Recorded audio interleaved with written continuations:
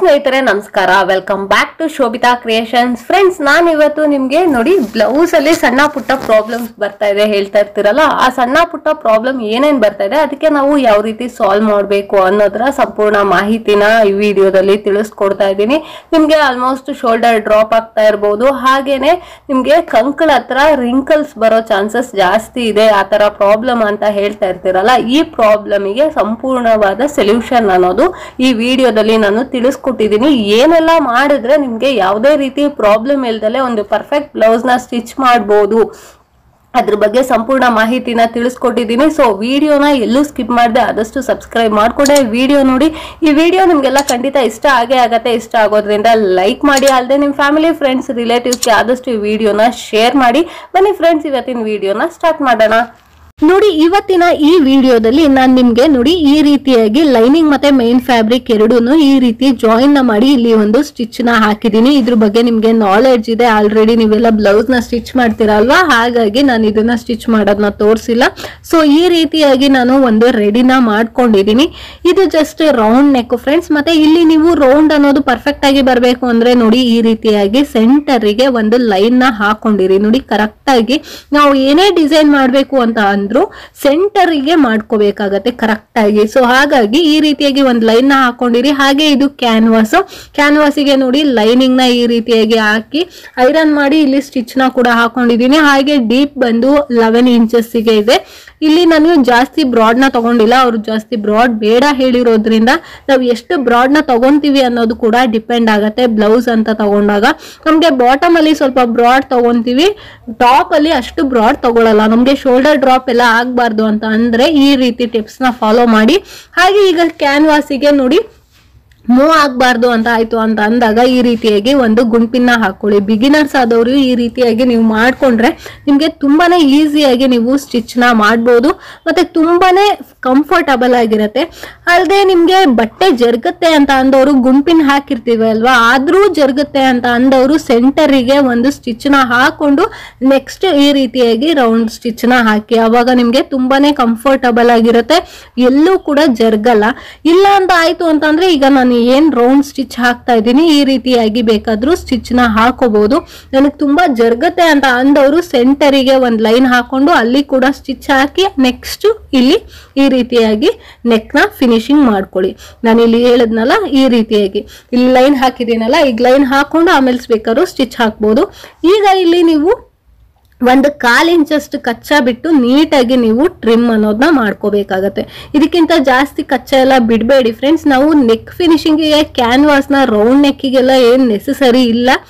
ಆದ್ರೆ ಕೆಲವೊಂದ್ಸರಿ ನಾವು ರೌಂಡ್ ನೆಕ್ಕಿಗೆ ಈ ರೀತಿಯಾಗಿ ಮಾಡೋದ್ರಿಂದ ಕೂಡ ಫಿನಿಶಿಂಗ್ ತುಂಬಾನೇ ಚೆನ್ನಾಗಿ ಬಂದಿರತ್ತೆ, ಕೆಲವೊಬ್ರು ಕೇಳ್ತಾರೆ. ಸೊ ಹಾಗಾಗಿ ಈ ರೀತಿಯಾಗಿ ನೀವು ನೆಕ್ ಫಿನಿಶಿಂಗ್ ಮಾಡಿದ್ರೆ ತುಂಬಾನೇ ಚೆನ್ನಾಗಿ ಬರುತ್ತೆ. ನಾನು ವಿಡಿಯೋನ ಯಾವುದೇ ಕಾರಣಕ್ಕೂ ಸ್ಪೀಡ್ ಮಾಡಿಲ್ಲ, ಆಸ್ ಇಟ್ ಈಸ್ ಹೇಗಿದೆ ಅದನ್ನೇ ತೋರಿಸ್ತಾ ಇದ್ದೀನಿ. ಯಾಕಂದ್ರೆ ಕೆಲವೊಬ್ರು ನೆಕ್ ಫಿನಿಶಿಂಗ್ ಚೆನ್ನಾಗಿ ಬರ್ತಾ ಇಲ್ಲ ಅಂತ ಕೂಡ ಹೇಳ್ತಾ ಇರ್ತಾರೆ. ಸೊ ಅವ್ರಿಗೆ ಕೂಡ ಯೂಸ್ ಆಗ್ಲಿ ಅಂತ ಇಲ್ಲಿ ನ್ಯಾಚ್ ಹಾಕ್ಬೇಕಾದ್ರೆ ಒಂದೊಂದ್ ಕಡೆ ಹಾಕಿ ಬಿಡಬೇಡಿ, ಪೂರ್ತಿ ಹಾಕಿ. ಅವಾಗ ನಿಮ್ಗೆ ನೆಕ್ ಫಿನಿಶಿಂಗ್ ತುಂಬಾ ಚೆನ್ನಾಗಿ ಬರುತ್ತೆ. ನೋಡಿ ಈ ರೀತಿಯಾಗಿ ಮಾಡ್ಕೊಂಡಾಗ ನಿಮ್ಗೆ ಕರ್ವ್ ಎಲ್ಲೆಲ್ಲಿರುತ್ತೆ ಅಲ್ಲಿ ಮಾತ್ರ ಮಾಡಿದ್ರು ಅಷ್ಟು ಪರ್ಫೆಕ್ಟ್ ಆಗಿ ಬರಲ್ಲ. ರೌಂಡ್ ನೆಕ್ಕಿಗೆ ಮಾಡ್ಬೇಕಾದ್ರೆ ಅದು ಕ್ಯಾನ್ವಾಸ್ನ ಏನಾದ್ರೂ ನೀವು ಯೂಸ್ ಮಾಡ್ತೀರಾ ಅಂದ್ರೆ ಖಂಡಿತ ಈ ರೀತಿಯಾಗಿ ಮಾಡ್ಕೊಳ್ಳಿ, ತುಂಬಾನೇ ಚೆನ್ನಾಗಿ ಬರುತ್ತೆ. ನೋಡಿ ಈ ರೀತಿಯಾಗಿ ನೀವು ಮಾಡ್ಕೊಂಡು ಇಲ್ಲಿ ಎಡ್ಜಿಗೆ ಸ್ಟಿಚ್ ಹಾಕೊಂಡ್ರೆ ತುಂಬಾನೇ ಫಿನಿಶಿಂಗ್ ಚೆನ್ನಾಗಿ ಬರುತ್ತೆ. ರೌಂಡ್ ನೆಕ್ಕೆ ಅನ್ಬೋದು, ಕೆಲವೊಂದ್ಸರಿ ಸ್ಟಿಚ್ ಹಾಕಿರ್ತಾರೆ ಅದು ರೌಂಡ್ ತರ ಕಾಣಿಸೋದೇ ಇಲ್ಲ, ಆ ರೀತಿಯಾಗಿರುತ್ತೆ. ಹಾಗೇನೆ ಸ್ಟಿಚ್ ಅಲ್ಲಿ ಸ್ವಲ್ಪ ವೇರಿಯೇಷನ್ ಆಗಿದ್ರು ಕೂಡ ನಿಮ್ಗೆ ಅಷ್ಟು ಪರ್ಫೆಕ್ಟ್ ಆಗಿ ಬರಲ್ಲ. ಸೊ ಹಾಗಾಗಿ ಈ ರೀತಿಯಾಗಿ ನೀವು ನೆಕ್ ಫಿನಿಶಿಂಗ್ ಮಾಡಿದ್ರೆ ರೌಂಡ್ ನೆಕ್ಕೆ ಆಗ್ಬೋದು, ತುಂಬಾನೇ ಫಿನಿಶಿಂಗ್ ಆಗಿ ಕೂತ್ಕೊಳ್ಳುತ್ತೆ, ತುಂಬಾ ಲುಕಿಂಗ್ ಆಗಿ ಕೂಡ ಕೂತ್ಕೊಳ್ಳುತ್ತೆ. ಇದನ್ನ ನಾವು ರೌಂಡ್ ನೆಕ್ ಅಲ್ಲಿ ಬ್ರಾಡ್ ಎಲ್ಲ ಮಾಡ್ಕೊಂಡಾಗ್ಲೂ ಅಷ್ಟೇ ರೌಂಡ್ ನೆಕ್ ತುಂಬಾನೇ ಚೆನ್ನಾಗಿ ಬರುತ್ತೆ ಲುಕ್ ಅನ್ನೋದು. ಈ ರೌಂಡ್ ನೆಕ್ ಮಾಡಿ ಕೂಡ ತುಂಬಾ ಡಿಸೈನ್ಸ್ ನ ನಾವು ಟ್ರೈ ಮಾಡಬಹುದು. ಪ್ಯಾಚ್ ವರ್ಕ್ ಎಲ್ಲ ಮಾಡ್ತೀವಿ ಅಂತ ಅಂದಾಗ ಈಗ ರೌಂಡ್ ನೆಕ್ ಮಾಡಿ ನಾವು ಸುಮಾರು ಪ್ಯಾಚ್ ವರ್ಕ್ ಕೂಡ ಮಾಡಬಹುದು. ಸೊ ನೋಡಿ ರೌಂಡ್ ಶೇಪ್ ಯಾವ ರೀತಿ ಬಂದಿದೆ ಅಂತ, ಬಾಟಮ್ ಅಲ್ಲಿ ಬ್ರಾಡ್ ಬಂದಿದೆ, ಹಾಗೇನೆ ಟಾಪ್ ಅಲ್ಲಿ ಕೂಡ ನೋಡಿ ಯಾವ ರೀತಿ ಬಂದಿದೆ ಅಂತ. ಇಲ್ಲಿ ನೋಡಿ ವಿಡ್ತ್ ತೋರಿಸ್ತಾ ಇದ್ದೀನಿ, 4 ಇಂಚಷ್ಟು ವಿಡ್ತ್ ಇದೆ. ಇಷ್ಟ ಆದ್ಮೇಲೆ ನೀವು ನೀಟಾಗಿ ಡಾರ್ಟ್ ನ ಇಡ್ಕೋಬೇಕಾಗತ್ತೆ. ಡಾರ್ಟ್ ಹಿಡಿಬೇಕಾದ್ರೆ 2 ರೀತಿಯಲ್ಲಿ ಹಿಡಿಬಹುದು ಫ್ರೆಂಡ್ಸ್. ಇಲ್ಲಿ ನಮ್ದು ಏನ್ ಮಾರ್ಜಿನ್ ಲೈನ್ ಇರುತ್ತೆ ಇದಕ್ಕೆ ನಾವು ಹೀಗೆ ಫೋಲ್ಡ್ ಮಾಡಿ ಕೂಡ ಮಾರ್ಜಿನ್ ಲೈನ್ ನ ಹಿಡಿಬಹುದು. ಹಾಗೇನೆ ಇಲ್ಲಿಂದ ಇಲ್ಲಿ ನಮ್ದು ಏನು ಭುಜ ಇರತ್ತಲ್ಲ, ಈ ಭುಜದಿಂದ ಇಲ್ಲಿಗೆ ಮಾರ್ಕ್ ನ ಮಾಡಿ ಕೂಡ ನಾವು ಡಾರ್ಟ್ ನ ಹಿಡಿಬಹುದು. ನೀಟಾಗಿ ಬರುತ್ತೆ, ಎರಡೂ ಕಡೆನೂ ಸೇಮ್ ಬರುತ್ತೆ, ಎಲ್ಲೂ ಯಾವುದೇ ರೀತಿಯಾದಂತಹ ವ್ಯತ್ಯಾಸ ಬರಲ್ಲ. ನೀವು ಎರಡೂ ರೀತಿ ಟಿಪ್ಸ್ ಅಲ್ಲಿ ಯಾವ ಟಿಪ್ಸ್ ಬೇಕು ಅದನ್ನ ಯೂಸ್ ಮಾಡಿಕೊಂಡು ನೀವು ಡಾರ್ಟ್ ಅನ್ನೋದನ್ನ ಹಿಡಿಬಹುದು. ಇಲ್ಲಿ ಡಾರ್ಟ್ ಹಿಡಿಬೇಕಾದ್ರೆ 4.5 ಇಂದ 5 ಇಂಚು ಒಳಗಡೆ ಹಿಡೀರಿ, ಅವಾಗ ನಿಮ್ಗೆ ಚೆನ್ನಾಗಿ ಕೂತ್ಕೊಳ್ಳುತ್ತೆ, ಇಲ್ಲಿ ಗ್ರಿಪ್ ಆಗಿ ಕೂತ್ಕೊಳ್ಳುತ್ತೆ ಬ್ಯಾಕ್ ಅಲ್ಲಿ. ಅಲ್ಲದೆ ಡಾರ್ಟ್ ಹಿಡಿಬೇಕಾದ್ರೆ ಹೀಗೆ ಹಿಡಿಬೇಡಿ, ಒಂದು ಸ್ಟಿಚ್ ಹಾಕೊಳ್ಳಿ. ಆದಷ್ಟು ಬಿಗಿನರ್ಸ್ ಆದವರು ಒಂದು ಸ್ಟಿಚ್ ಹಾಕೊಂಡಾಗ ಏನಾಗತ್ತೆ ಅಂತಂದ್ರೆ ಲೈನಿಂಗ್ ಮತ್ತೆ ಮೇನ್ ಫ್ಯಾಬ್ರಿಕ್ ಎರಡೂ ನೀಟಾಗಿ ಕೂತ್ಕೊಳ್ಳುತ್ತೆ. ಈ ರೀತಿಯಾಗಿ ಒಂದು ಸ್ಟಿಚ್ ಹಾಕೊಂಡಾಗ ನೀವು ಎಲ್ಲೂ ನಿಮ್ಗೆ ಜರ್ಗಲ್ಲ. ಅದೇ ನೀವು ಹಾಗೆ ಸ್ಟಿಚ್ ಹಾಕ್ತೀರಾ ಅಂದಾಗ ಕೆಲವೊಂದ್ಸರಿ ಲೈನಿಂಗಿಗೆ ಸ್ಟಿಚ್ ಬಿದ್ದಿರುತ್ತೆ, ಮೇನ್ ಫ್ಯಾಬ್ರಿಕ್ಗೆ ಸ್ಟಿಚ್ ಬಿದ್ದಿರಲ್ಲ. ಹಾಗೇನೆ ಬಾಟಮ್ ಫಿನಿಶಿಂಗು ನೋಡಿ, ಇದನ್ನ ನಾನು ಒಂದು ಡಬಲ್ ಫೋಲ್ಡ್ ಮಾಡಿ ಸ್ಟಿಚ್ ಹಾಕೊಂಡಿದ್ದೀನಿ. ಈಗ ಇಲ್ಲಿ ಬಾಟಮಿಗೆ ಇದನ್ನ ಜಾಯಿನ್ ಮಾಡ್ತಾ ಇದ್ದೀನಿ. ಬೊಟಿಕ್ ಸ್ಟೈಲ್ ನಲ್ಲಿ ಬಾಟಮ್ ಫಿನಿಶಿಂಗ್ ಮಾಡ್ತೀರಾ ಅನ್ನೋದಾಯ್ತು ಅಂತ ಅಂದ್ರೆ ನೋಡಿ, ಈ ರೀತಿಯಾಗಿನೇ ಮಾಡೋದು ಬೊಟಿಕ್ ಅಲ್ಲಿ. ಸೊ 1.5 ಇಂದ 2 ಇಂಚಷ್ಟು ಲೈನಿಂಗ್ ನ ಈ ರೀತಿಯಾಗಿ ಕಟ್ ಮಾಡಿ ಒಂದ್ ಸೈಡ್ಗೆ ಡಬಲ್ ಫೋಲ್ಡ್ ಮಾಡಿ ಸ್ಟಿಚ್ ನ ಹಾಕೊಂಡಿರ್ಬೇಕು. ಇದನ್ನ ನಾವು ರೈಟ್ ಟು ರೈಟ್ ಈ ರೀತಿಯಾಗಿ ಇಟ್ಟು ಇಲ್ಲಿ ಸ್ಟಿಚ್ ನ ಹಾಕೊಂತೀವಿ. ಈ ರೀತಿಯಾಗಿ ಸ್ಟಿಚ್ ಹಾಕೊಂಡ್ ಆದ್ಮೇಲೆ ಇದನ್ನ ಉಲ್ಟಾ ಮಾಡಿ ಸ್ಟಿಚ್ ಹಾಕೊಂಡು ಏನ್ ಕಚ್ಚಾ ಇರತ್ತಲ್ಲ ಅದನ್ನ ಡಬಲ್ ಫೋಲ್ಡ್ ಮಾಡಿ ಸ್ಟಿಚ್ ಬೇಕಾದ್ರೂ ಹಾಕ್ಬೋದು, ಹೆಮ್ಮಿಂಗ್ ಬೇಕಾದ್ರೂ ಮಾಡ್ಬೋದು. ಅದು ಯಾವ ರೀತಿ ಅನ್ನೋದು ನಿಮ್ ಚಾಯ್ಸ್, ಹಾಗೇನೆ ಕಸ್ಟಮರ್ ಚಾಯ್ಸ್, ಅಥವಾ ನೀವೇ ಹೊಲ್ಕೊಂತಾ ಇದೀರಾ ಅಂದ್ರೆ ನಿಮ್ ಚಾಯ್ಸ್. ನೀವು ಯಾವ ರೀತಿ ಇಷ್ಟಪಡ್ತೀರಾ ಆ ರೀತಿಯಾಗಿ ನೀವು ಮಾಡ್ಬೋದಾಗತ್ತೆ. ಅಲ್ಲದೆ ನಾನು ಇಲ್ಲಿ ಏನ್ ಮಾಡ್ತೀನಿ ಅಂತಂದ್ರೆ ನೀಟಾಗಿ ನಾನು ಹೆಮ್ ಮಾಡ್ಕೊಂತೀನಿ. ನೆಕ್ಸ್ಟ್ ಮಾಹಿತಿ ಬಂದು ನಿಮ್ಗೆ ಇಲ್ಲಿ ಹಾರ್ಮೋಲ್ ರಿಂಕಲ್ ಬರುತ್ತೆ ಹೇಳ್ತಾ ಇದ್ರಲ್ವಾ, ಇಲ್ಲಿ ಏನ್ ಪ್ರಾಬ್ಲಮ್ ಆಗಿರುತ್ತೆ ಅಂದ್ರೆ ನೋಡಿ, ಇಲ್ಲಿ ಈ ವ್ಯತ್ಯಾಸ ಆಗಿರುತ್ತೆ. ಇಲ್ಲಿ ತುಂಬಾ ನಿಮ್ಗೆ ಸ್ಲೀವ್ ನ ಇದಕ್ಕೆ ನೀವು ಅಟ್ಯಾಚ್ ಮಾಡ್ತೀರಾ ಅಂದ್ರೆ ತುಂಬಾನೇ ಇಲ್ಲಿ ರಿಂಕಲ್ ಬರೋ ಚಾನ್ಸಸ್ ಜಾಸ್ತಿ ಇರತ್ತೆ. ಸೊ ಯಾಕೆ ನೋಡಿ, ಈಗ ನಾನು ಮಾರ್ಕ್ ಮಾಡಿದ್ದೀನಲ್ಲ ಅಲ್ಲಿಗೂ ಮೇಲ್ಗಡೆದಕ್ಕೂ ನೋಡ್ಕೊಳ್ಳಿ. 9 ಇಂಚ್ ಅನ್ನೋದು ನೋಡಿ ಇಲ್ಲಿ ಮೇಲ್ಗಡೆ ಬಂದಿದೆ. ನಾನು ಕೆಳಗಡೆ ಮಾರ್ಕ್ ಮಾಡಿರೋದು ನೋಡಿ ಎಲ್ಲಿ ಬಂದಿದೆ ಅಂತ. ಇಲ್ಲಿ ನಿಮ್ಗೆ ಮಾರ್ಜಿನ್ ಲೈನೇ ಉಳಿಯಲ್ಲ, 1.25 ಇಂಚ್ ಮಾರ್ಜಿನ್ ಲೈನ್ ಉಳಿಯುತ್ತಾ ಇದೆ. ಈ ರೀತಿ ವ್ಯತ್ಯಾಸ ಬಂದಿರುತ್ತೆ. ಸ್ವಲ್ಪ ಗಂಟ್ಲು ಪ್ರಾಬ್ಲಮ್ ಆಗಿದೆ, ಏನು ಅನ್ಕೋಬೇಡಿ ಫ್ರೆಂಡ್ಸ್.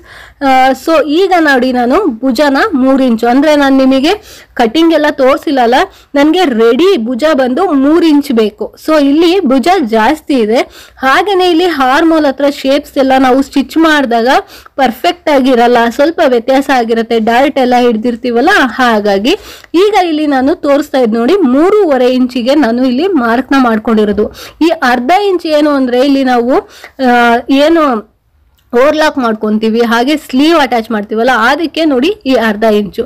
ಈ ಅರ್ಧ ಇಂಚಿಗೆ ನೋಡಿ ಇಲ್ಲಿ ನಾನು ಮಾರ್ಕ್ ಮಾಡಿದ್ದೀನಲ್ಲ ಅಲ್ಲಿ ಹಿಡಿದು ತೋರಿಸ್ತೀನಿ ನೋಡಿ. 9 ಇಂಚು ನನಗೆ ಹಾರ್ಮೋಲ್ ರೌಂಡ್ ಬರುತ್ತೆ, 18 ಬರುತ್ತೆ. ಸೊ ಅದ್ರ ಅರ್ಧ ಅಂತ ಅಂದ್ರೆ 9 ಇಂಚ್ ಬರುತ್ತೆ. ಸೊ ನೋಡಿ ಈಗ ತೋರಿಸ್ತಾ ಇದ್ದೀನಿ. ಇಲ್ಲಿ ಈಗ ಹಿಡ್ದಾಗ ನಿಮ್ಗೆ ಟೇಪ್ ಅಲ್ಲಿ ಹಿಡಿದಾಗ ಯಾವ ರೀತಿ ಬರುತ್ತೆ ಅಂತ ನಿಮ್ಗೆ ಫಸ್ಟ್ ಅಲ್ಲಿ ನಾನು ಹಿಡಿದು ತೋರಿಸಿದಾಗ ನಿಮ್ಗೆ ಮಾರ್ಜಿನ್ ಲೈನೇ ಬರ್ಲಿಲ್ಲ. ನಾವು ಮಾರ್ಜಿನ್ ಲೈನ್ ಎಕ್ಸ್ಟ್ರಾ ತಗೊಂಡಿದೀವಿ ಅಂದ್ಮೇಲೆ ಬರ್ಲೇಬೇಕಲ್ವಾ. ನೋಡಿ ಇಲ್ಲಿಗೆ ಕರೆಕ್ಟ್ ಆಗಿ ಬಂತು, 9 ಇಂಚ್ ಬರುತ್ತೆ ಅಂದ್ರೆ ಇಲ್ಲಿಂದ ಇಲ್ಲಿಗೆ ನಿಮ್ಗೆ 2.25 ಇಂಚ್ ಬರುತ್ತೆ. ನಾನು ಯಾಕೆ 2.25 ಇಂಚ್ ತಗೊಂತೀನಿ ಅಂದ್ರೆ ನಾನು ಇಲ್ಲಿ ಫಸ್ಟ್ ರೈಟ್ ಅಲ್ಲಿ ಫಿನಿಶಿಂಗ್ ಮಾಡಿ ನೆಕ್ಸ್ಟ್ ನಾನು ಒಳಗಡೆ ಫಿನಿಶಿಂಗ್ ಮಾಡ್ತೀನಿ, ಅವಾಗ ನನಗೆ 2 ಇಂಚು ಕರೆಕ್ಟ್ ಆಗಿ ಉಳಿಯುತ್ತೆ. ಸೊ ನೋಡಿ ಈ ಸೈಡ್ ಕೂಡ ಮಾರ್ಕ್ ಮಾಡ್ತಾ ಇದ್ದೀನಿ ನೋಡಿ, 3 ಇಂಚು ನನಗೆ ರೆಡಿ ಫಿನಿಶಿಂಗ್ ಬರಬೇಕು ಭುಜ ಅನ್ನೋದು. ಸೊ ಇಲ್ಲಿ ಈ ಅರ್ಧ ಇಂಚು ಅಂದ್ರೆ ನೋಡಿ ಇಲ್ಲಿ ನಿಮ್ಗೆ ಸ್ಲೀವ್ ಅಟ್ಯಾಚಿಂಗ್ ಈಗ ಆಗತ್ತೆ ಅಂತ ಅಂದ್ರೆ ನೋಡಿ ಇಲ್ಲಿ ಮಾರ್ಕ್ ಕೂಡ ಮಾಡಿದೀನಿ ನೋಡಿ. 9 ಇಂಚ್ ಕರೆಕ್ಟ್ ಆಗಿ ಬರುತ್ತೆ, ಎಲ್ಲೂ ವ್ಯತ್ಯಾಸ ಅನ್ನೋದಾಗಲ್ಲ. ಈ ರೀತಿಯಾಗಿ ಬಂದಾಗ ನಿಮ್ಗೆ ಏನಾಗತ್ತೆ, ಇಲ್ಲಿ ಕಟ್ ಆಗತ್ತೆ. ಈ ಕಟ್ಟಿಂಗ್ ನ ನಾವು ಮಾಡಿದ್ರೆ ನಿಮ್ಗೆ ಯಾವುದೇ ರೀತಿಯಾದಂತಹ ಗುಪ್ಪೆ ತರ ಬರುತ್ತಲ್ಲ ರಿಂಕಲ್ಸ್, ಇಲ್ಲಿ ಹಾರ್ಮೋಲ್ ಹತ್ರ ಅದು ಬರಲ್ಲ. ಇಲ್ಲಿ ಎಕ್ಸ್ಟ್ರಾ ಕ್ಲಾತ್ ಈ ರೀತಿಯಾಗಿ ಇತ್ತು ಅಂತ ಅಂದಾಗ ನಿಮ್ಗೆ ಏನಾಗುತ್ತೆ, ಗುಪ್ಪೆ ಬರೋ ಚಾನ್ಸಸ್ ಜಾಸ್ತಿ ಇರುತ್ತೆ. ನೀವೇನೋ ಇಲ್ಲಿ ಫ್ರಂಟ್ ಬ್ಯಾಕು ಎಲ್ಲ ಶೇಪ್ಸ್ ಕರೆಕ್ಟ್ ಆಗೋಯ್ತಾ ಅಂತ ಅನ್ಕೊಂತಾ ಇದ್ದೀರಾ, ಮುಂದೆ ತೋರಿಸ್ತೀನಿ. 2 ಸೈಡ್ ಭುಜ ಕರೆಕ್ಟ್ ಆಗಿದ್ಯಾ ಅನ್ನೋದನ್ನ ನೋಡ್ಕೊಳ್ಳಿ. ಕೆಲವೊಂದ್ಸರಿ ಸ್ಟಿಚ್ ಮಾಡಿರ್ತಾರೆ, ಒಂದು ಭುಜ 3 ಇರುತ್ತೆ, ಇನ್ನೊಂದು 2 ಮುಕ್ಕಾಲು ಇರುತ್ತೆ. ಈ ರೀತಿ ಎಲ್ಲ ವ್ಯತ್ಯಾಸ ಬರಬಾರ್ದು. ಹಾಗೆ ಇಲ್ಲಿ ಸೈಡಲ್ಲಿ ಕೂಡ ಅಷ್ಟೇ ಈ ರೀತಿಯಾಗಿ ಸಮವಾಗಿತ್ತು ಅಂತ ಅಂದ್ರೆ ನಿಮ್ಗೆ ಏನಾಗುತ್ತೆ ಅಂದ್ರೆ ನಿಮ್ಗೆ ಅಪ್ ಅಂಡ್ ಡೌನ್ ಬರಲ್ಲ. ಅಲ್ಲದೆ ಹಾರ್ಮೋಲ್ ಹತ್ರ ವ್ಯತ್ಯಾಸ ಬರುತ್ತೆ ಅಂತ ಹೇಳ್ತಾ ಇದ್ದೀರಲ್ಲ, ನೋಡಿ ಇದರಲ್ಲಿ ಪರ್ಫೆಕ್ಟ್ ಆಗಿ ಕಾಣಿಸ್ತಾ ಇದೆ, ನೋಡ್ತಾ ಇದ್ದೀರಲ್ವಾ, ಫ್ರಂಟಿಗೂ ಬ್ಯಾಕಿಗೂ 1/4 ಇಂಚಷ್ಟು ವ್ಯತ್ಯಾಸ ಬರುತ್ತಾ ಇದೆ. ಇದೇ ರೀತಿಯಾಗಿ ಬರಬೇಕು. ಅಲ್ಲದೆ ಇಲ್ಲಿ ಸಮ ಬರೋದ್ರಿಂದ ಕೂಡ ನಿಮ್ಗೆ ಎಂಡಿಂಗ್ ಅಲ್ಲಿ ಫಿನಿಶಿಂಗ್ ಮಾಡ್ತಿರಲ್ಲ, ಸ್ಲೀವ್ ಅಟ್ಯಾಚ್ ಮಾಡಿದಾಗ ಅಲ್ಲಿ ಕೂಡ ಅಷ್ಟೇ ನೋಡಿ, ಎಲ್ಲೂ ಕೂಡ ಅಪ್ ಅಂಡ್ ಡೌನ್ ಅನ್ನೋದು ಬರಲ್ಲ. ನೋಡಿ ತೋರಿಸ್ತಾ ಇದ್ದೀನಿ. ಅಲ್ಲದೆ ನಾನು ಸ್ಟಿಚ್ ಹಾಕಿದ್ದೀನಿ, ನೀವೇನಾದ್ರೂ ಸ್ಟಿಚ್ ಹಾಕಬೇಕು ಅಂದಾಗ ನೋಡಿ ಈ ರೀತಿಯಾಗಿ ಗುಂಪಿನ ಇಟ್ಕೊಂಡು ಹಾಕೊಳ್ಳಿ, ಅವಾಗ ನಿಮಗೆ ಪರ್ಫೆಕ್ಟ್ ಆಗಿ ಬರುತ್ತೆ. ಕಚ್ಚಾ ಹೆಚ್ಚಿಗೆ ಏನ್ ಬೇಡ, 1.5 ಇಂದ 2 ಇಂಚಷ್ಟು ಕಚ್ಚಾ ತಗೊಳ್ಳಿ, ಅವಾಗ ನಿಮ್ಗೆ ಪರ್ಫೆಕ್ಟ್ ಆಗಿ ಬರುತ್ತೆ. ಅಲ್ಲದೆ ನಿಮ್ಗೆ ಯಾವುದೇ ರೀತಿ ಅಪ್ ಅಂಡ್ ಡೌನ್ ಬರಬಾರ್ದು ಅಂದ್ರೆ ಈಗ ನಾನು ಏನ್ ಹೇಳ್ದೆ ಈ ಟಿಪ್ಸ್ ನ ಫಾಲೋ ಮಾಡಿ, ಖಂಡಿತವಾಗ್ಲೂ ನಿಮ್ಗೆ ಯಾವುದೇ ರೀತಿಯಾದಂತಹ ಅಪ್ ಅಂಡ್ ಡೌನ್ ಬರಲ್ಲ. ಸ್ಲೀವ್ ಹತ್ರ ಆಗ್ಬೋದು, ಬಾಟಮ್ ಅಲ್ಲಿ ಆಗ್ಬೋದು. ಅಲ್ಲದೆ ನೀವು ಬಾಡಿ ಫಿಟ್ಟಿಂಗ್ ಮಾಡ್ಬೇಕಾದ್ರೂ ಅಷ್ಟೇ, ಎಷ್ಟು ಎಕ್ಸ್ಟ್ರಾ ಇತ್ತು ಅನ್ನೋದನ್ನ ಸೊಂಟದಲ್ಲಿ ನೋಡ್ಕೊಂಡು ಇದ್ರ 4ನೇ ಭಾಗ ಮಾಡ್ಕೋಬೇಕು.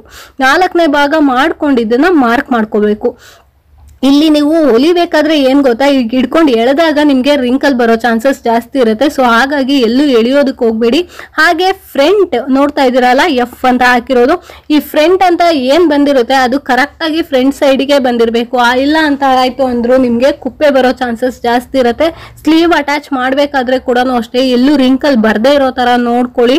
ಅಲ್ಲದೆ ಇಲ್ಲಿ ಸೈಡ್ ಮಾಡ್ಬೇಕಾದ್ರೆ ಗುಂಪಿನ ಹಾಕೊಂಡೆ ಮಾಡಿ, ಯಾಕೆಂದ್ರೆ ನೀವು ಹಿಡ್ಕೊಂಡು ಹೊಲಿಬೇಕಾದ್ರೆ ಹಿಡ್ಕೊಂಡು ಎಳೀತು ಅಂತ ಆಯ್ತು ಅಂತ ಅಂದ್ರೂ ಕೂಡ ನಿಮ್ಗೆ ಅಪ್ ಅಂಡ್ ಡೌನ್ ಬರೋ ಚಾನ್ಸಸ್ ಜಾಸ್ತಿ ಇರುತ್ತೆ.